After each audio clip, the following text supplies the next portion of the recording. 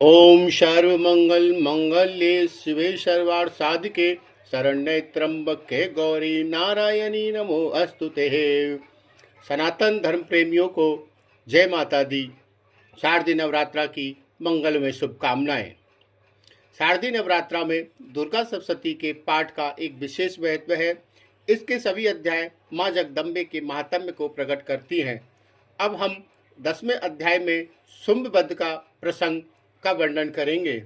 ओम उत्पत्त हेम रुचिराम रवि चंद्र वहिन नेत्राम धनुष शरयुतांकुश पास शूलम रंभे भुजिष्य दधतिम शिव शक्ति रूपाम कामेश्वरी हृदय भजामी घृतंदुलेखाम। मैं मस्तक पर अर्धचंद्र धारण करने वाली शिव शक्ति स्वरूपा भगवती कामेश्वरी का हृदय में चिंतन करता हूँ। वे तपाए हुए सुवर्ण के समान सुंदर हैं।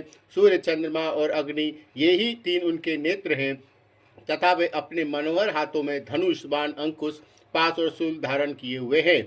ऋषि कहते हैं, राजन अपने प्राणों के समान भाई प्यारे निशुंभ को मारा गया देख सारी सेना का संहार होता जान शुंभ भी बहुत क्रोधित हुआ और उसने कहा, दुष्ट दुर्गे, तू बल के अभिमान में आकर झूठ भूठ का घमंड न दिखा। तू बड़ी मानिनी बनी हुई है किंतु दूसरी स्त्रियों के बल का सहारा लेकर युद्ध कर रही है। तब देवी बोली, ओ दुष्ट, मैं अकेली हूँ और इस संसार में मेरे सिवा दूसरी कौन है। देख, ये मेरी ही विभूतियाँ हैं, अतः मुझ में ही प्रवेश कर रही हैं।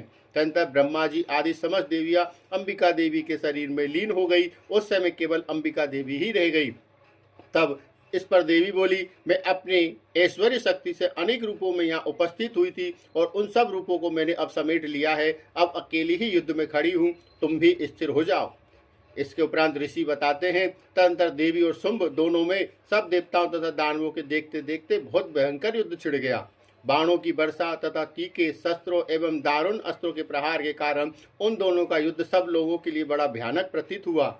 उस समय अंबिका देवी ने जो सैकड़ों दिव्य अस्त्र छोड़े, उन्हें दैत्यराज शुंभ ने उनके निवारक अस्त्रों द्वारा काट डाला। इसी प्रकार शुंभ ने भी जो दिव्य अस्त्र चलाए, उन्हें परमेश्वरी ने भयंकर हुंकार शब्द के उच्चारण आदि द्वारा खिलवाड़ में ही नष्ट कर डाला। तब उस असुर ने सैकड़ों बाणों से देवी को आच्छादित कर दिया। यह देख क्रोध में भरी हुई उन देवी ने भी बाण मारकर उसका धनुष ही काट डाला। धनुष के कट जाने पर फिर दैत्यराज ने शक्ति हाथ में ली, किंतु देवी ने भी चक्र से उसकी शक्ति को भी काट गिराया। तत्पश्चात दैत्यों के स्वामी शुंभ ने 100 चांद वाली चमकती हुई ढाल और तलवार हाथ में ले उस समय देवी पर धावा किया। उसके आते ही चंडिका ने अपने धनुष से छोड़े हुए तीखे बाणों द्वारा उसकी सूर्य किरणों के समान उज्ज्वल ढाल और तलवार को तुरंत काट डाला। फिर उस दैत्य के घोड़े और सारथी मारे गए। धनुष तो पहले ही कट चुका था। अब उसने अंबिका को मारने के लिए उद्यत हो भयंकर मुद्गर हाथ में ले लिया। उसे आते देख देवी ने अपने तीक्ष्ण बाणों से उसका मुद्गर भी काट डाला। जिस पर वह असुर मुक्का तानकर बड़े वेग से देवी की ओर झपटने लगा। उस दैत्यराज ने देवी के छाती में मुक्का मारा। तब देवी ने भी उसकी छाती में एक चांटा जड़ दिया। देवी का थप्पड़ खाकर दैत्यराज शुंभ पृथ्वी पर गिर पड़ा, किंतु पुनः सहसा पूर्वत उठकर खड़ा हो गया। फिर वह उछला और देवी को ऊपर ले जाकर आकाश में खड़ा हो गया। तब चंडिका आकाश में बिना किसी आधार के शुंभ के साथ युद्ध करने लगी। उस समय दैत्य और चंडिका आकाश में एक दूसरे से लड़ने लगे। उनका वह युद्ध पहले सिद्ध और मुनियों को विस्मय में डालने वाला हुआ।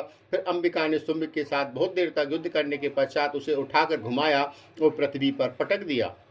पृथ्वी पर पटके जाने पर और पृथ्वी पर आने के बाद वह दुष्टात्मा दैत्य पुनः चंडिका का वध करने के लिए उनकी ओर बड़ी वेग से दौड़ा।